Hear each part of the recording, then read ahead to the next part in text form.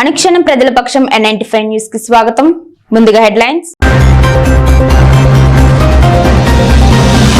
Kuwait బాధితుని selfie video కథనానికి స్పందించిన మంత్రి నారా లోకేష్, పీలేరు శాసనసభ్యులు నల్లారి కిషోర్ కుమార్ రెడ్డి బాధిత కుటుంబానికి నిత్యావసర సరుకులు అందించి అండగా ఉంటామని హామీ ఇచ్చిన తెలుగుదేశం నేతలు.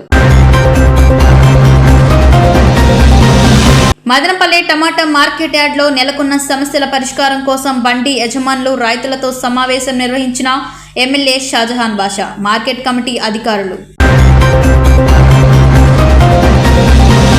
ప్రజా సమస్యల పరిష్కార వేదిక మౌలిక సమస్యల పరిష్కారానికి సులువైన మార్గం. ప్రతి సోమవారం నిర్వహించే కార్యక్రమాన్ని ప్రజలు వినియోగించుకోండి. మున్సిపల్ చైర్పర్సన్ మనోజారెడ్డి పిలుపు. ఇక డీటెయిల్స్ చూస్తే, మదనపల్లి గ్రామీణ మండలం కోళ్లబైలు 2 సచివాలయ భవనాన్ని సోమవారం మదనపల్లి శాసనసభ్యులు షాజహాన్ బాషా ప్రారంభించారు.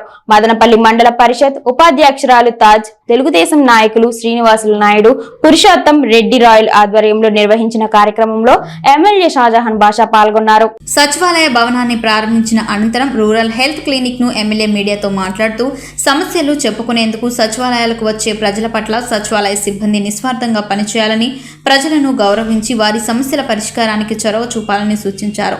ఈ కార్యక్రమంలో టీడీపీ నాయకులు మల్లికార్జున నాయుడు, డాన్స్ Reddappa, Errabelli Venkataramanareddy, Mohan Reddy, Chalapathi Raj Kumar, Marpuri Gandhi, Shamsheer, Surendrareddy, builder Ramakrishna, Kamalamari Krishna, JCB Venu, JCB Eswarnaidu, Sudhakar, Nagaraju పెద్ద సంఖ్యలో తెలుగుదేశం పార్టీ కార్యకర్తలు, సచివాలయ సిబ్బంది పాల్గొన్నారు.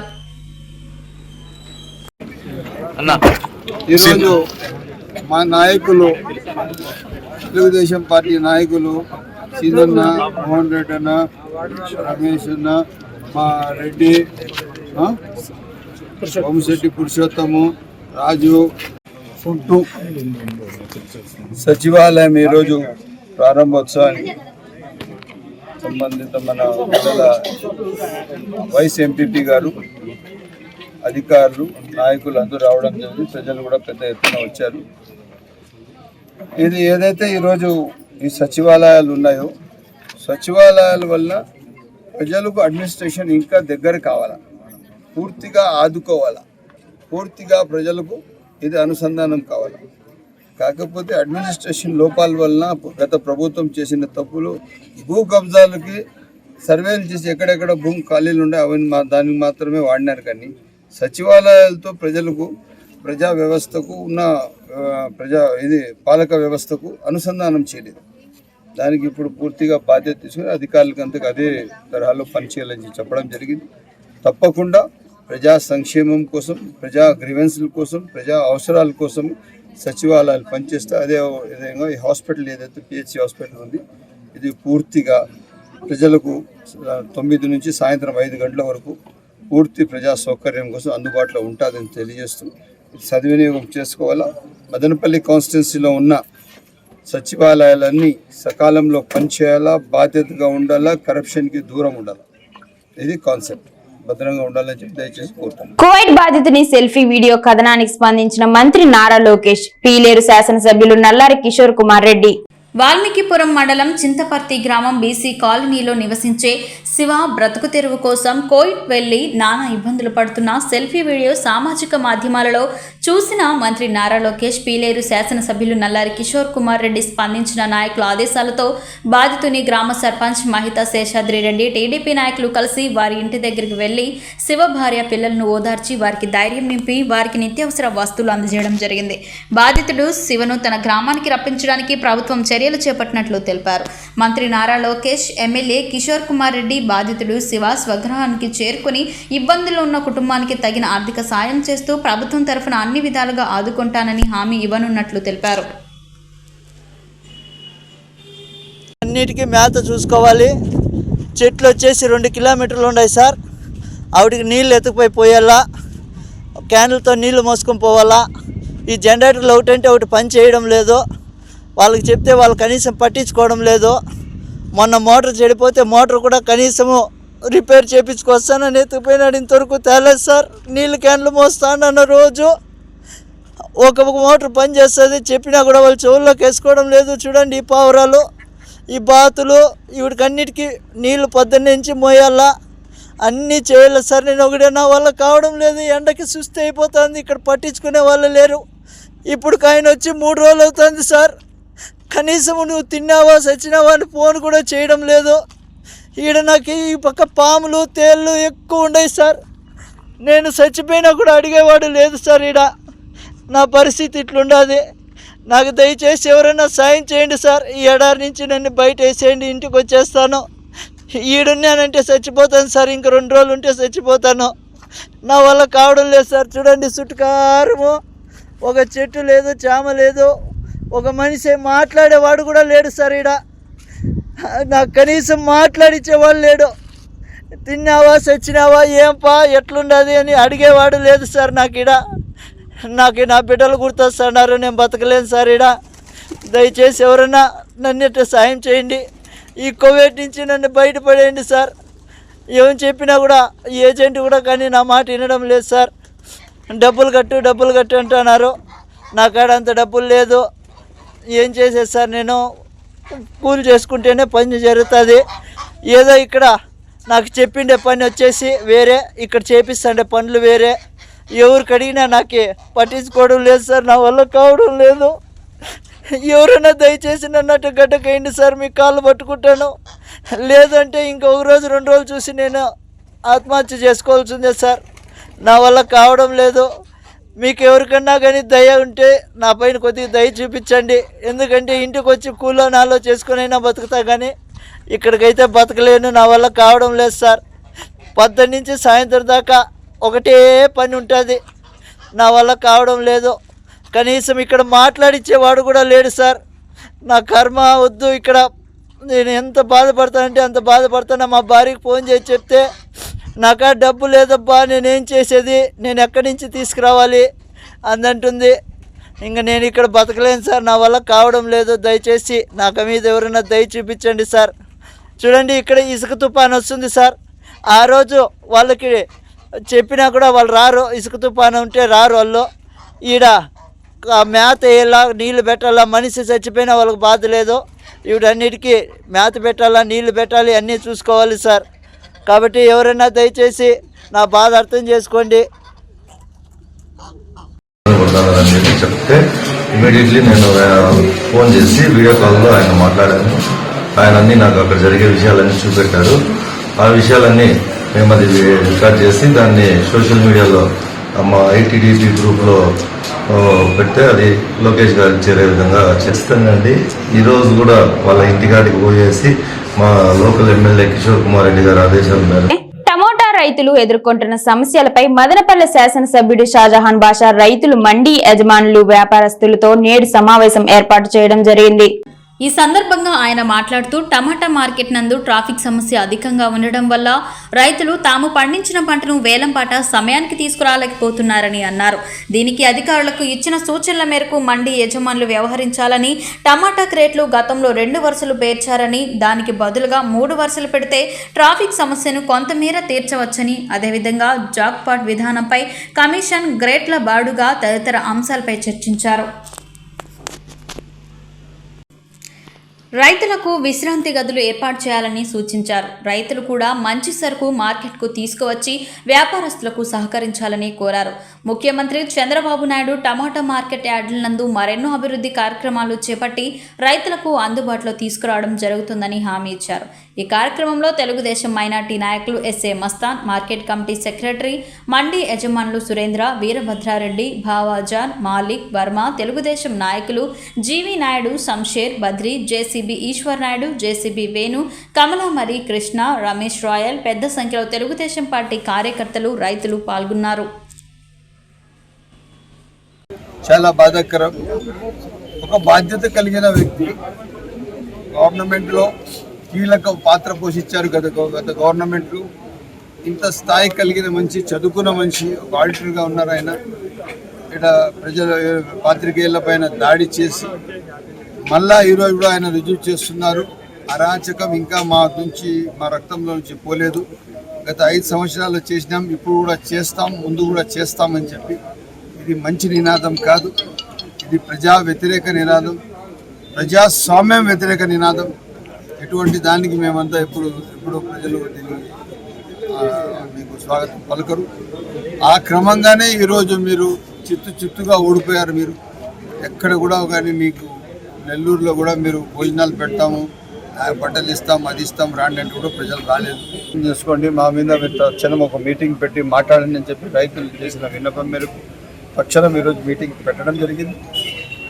ట్రేడర్స్కి అందరికి చెప్పాము, వ్యాపారస్తులకు మీరు రైతులకు అనుసరించుకొని నడవాలా, రైతులకు దగ్గర తీసుకోవాలా, రైతులకు ఎట్టి పరిస్థితుల్లో కూడా మీరు ఎక్కడ కూడా కానీ చిన్న చూపు చేయకూడదు. మీరు ఆ జాక్పాట్ విషయము అదేవిధంగా ఆ క్రేట్లు తిప్పివేసి చెక్ చేయడం విషయంలో మీరు ఒక్కసారి రైతులతో కలిసి మీటింగ్ చేసి 1వ తేదీ లోపల మీరు రైతులు కలిసి ఒక నిర్ణయం తీసుకొని నాకు చెప్పాలని చెప్పి కోరడం అనేది. అదే కాకుండా ట్రాఫిక్ చాలా ఎక్కువ సమస్య ఉండేది. ట్రాఫిక్ మార్కెట్ యార్డ్లో ఉన్న ట్రాఫిక్ రోడ్ ఏదైతే ఉందో ఆ రోడ్ వచ్చి పబ్లిక్ రోడ్, అంటే వచ్చే రైతులకు వ్యాపారస్తులు అందరూ కలిపి ఇచ్చిన రోడ్. అది అక్కడ లారీలు పెట్టడానికి లేదు, అక్కడ లోడింగ్ చేయడానికి లేదు, ఆ రోడ్ ఎన్క్రోచ్ చేయడానికి లేదు. ఆ రోడ్ ఎప్పుడు కూడా ఫ్రీగా ఉండాలా, పూర్తిగా ప్రజల కోసం వచ్చే రైతుల కోసం వచ్చే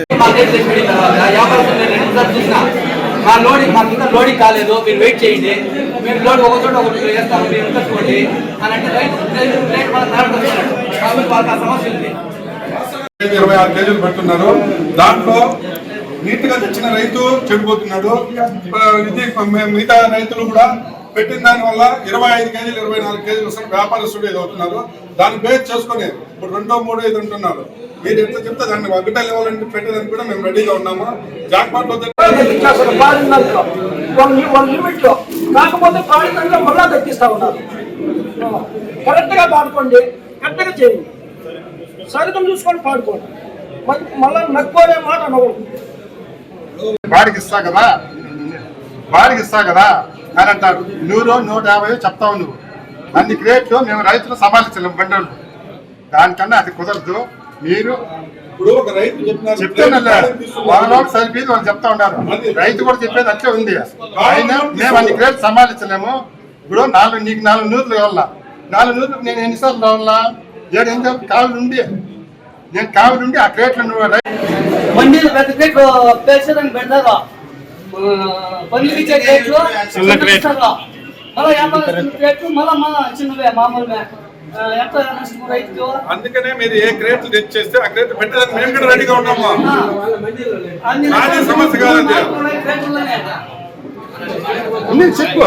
సోమవారం ఉదయం మదనపల్లి పురపాలక సంఘం కార్యాలయంలో నిర్వహించిన ప్రజా సమస్య పరిష్కారణ వేదికలో మున్సిపల్ చైర్మన్ మనూజారెడ్డి, కమిషనర్ ప్రమీలలు పాల్గొన్నారు.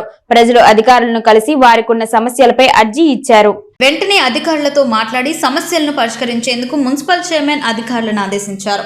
ఈ కార్యక్రమంలో municipal chairperson Varapana Manujareddy, vice chairman Noor Azam, Jinka Venkata Chalapathi, municipal commissioner Pramila, municipality అధికారులు పాల్గొన్నారు. నమస్కారం. మనకి ఇప్పుడు వర్షాకాలం వల్ల సీజనల్ డిసీజెస్ ఎక్కువ వస్తాయి కాబట్టి ప్రజలందరూ అప్రమత్తంగా ఉండాలి. ఇంట్లో వీలైనంతగా ఇంటి చుట్టూ పరిశుభ్రంగా పెట్టుకోవాలి పరిసర ప్రాంతాలకు. ఎందుకంటే దోమలు పెరిగితే మళ్ళీ డెంగ్యూ, మలేరియా వచ్చే దోమల వల్ల వచ్చేటివే కాబట్టి వాటిని ముఖ్యంగా ప్రయారిటీ కల్పించాలి. వీలైనంతగా ఏదైతే వాటర్ని మనం స్టోర్ చేసుకుంటాం వాటికి కంపల్సరీగా మూతలు పెట్టుకునేటట్టు చూసుకోవాలి. అంతేకాకుండా చిన్నపిల్లలు, వృద్ధులు ఉన్న వాళ్ళకి అత్యధికంగా ప్రయారిటీ కల్పించండి. వాళ్ళకే ఎక్కువ తొందరగా అటాక్ అయ్యే ఛాన్సెస్ ఉంటాయి. అంతేకాకుండా ఇప్పుడు మనకి డయేరియా అనేది కూడా చుట్టుపక్కల మనం చూసుకుంటే వాయిల్పొడలో కూడా ఆల్రెడీ కేసెస్ రేస్ అయినాయి. కాబట్టి ప్రజలు దయచేసి బాధ్యతగా తీసుకొని. మదనపల్లె బెంగళూరు జాతీయ రహదారి చీకిలబైలు చెక్ పోస్ట్ సరిహద్దు వద్ద సోమవారం సాయంత్రం ఘోర రోడ్డు ప్రమాదం జరిగింది. ద్విచక్ర వాహనాన్ని ఢీకొన్న బస్సు 2 యువకులు అక్కడికక్కడే దుర్మరణం చెందారు. సంఘటన స్థలానికి చేరుకున్న మదనపల్లి తాలూకా పోలీసులు పూర్తి వివరాలు తెలియాల్సి ఉంది.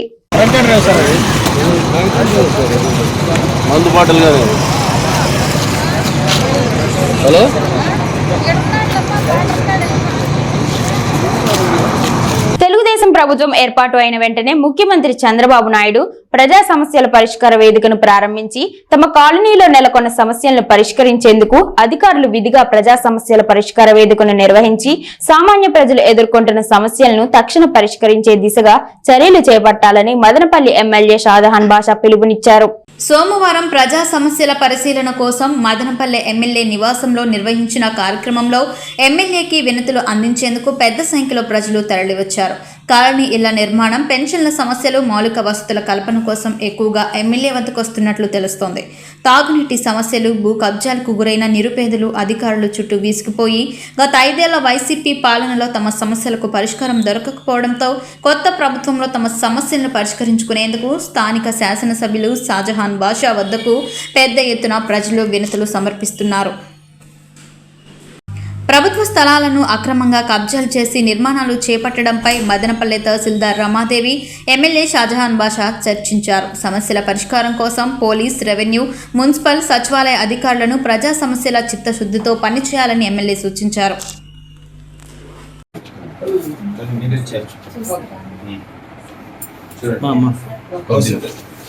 ఇప్పుడు ఈ వచ్చిందే ల్యాండ్ ఇష్యూ పైన చాలా సీరియస్ గా ఉండాలి. నాకు ఎట్లా ఉండాలంటే చాలా పెద్ద రెవెన్యూ ఎక్కడి ఇట్లా పోండి వ్యాపారాలంత వరకు భూమి కబ్జాలు ఇట్లా పోండి మీరు వశిష్ట వరకు ఇట్లా వెళ్ళండి మీకు సిటిఎం వరకు భూములు కబ్జాలు ఇట్లా కాట్లాట్పల్లి రోడ్ ఇంటర్నల్ రోడ్ అది కూడా వదిలేదు.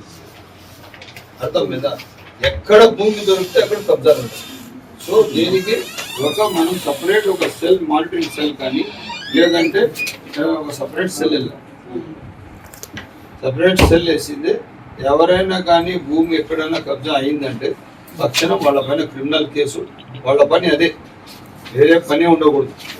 ఎక్కడెక్కడ భూ కబ్జాలైనా వాళ్ళకి ఐడెంటిఫై చేయాలా, కేసు కట్టాలా, రిమాండ్ చేయాలి.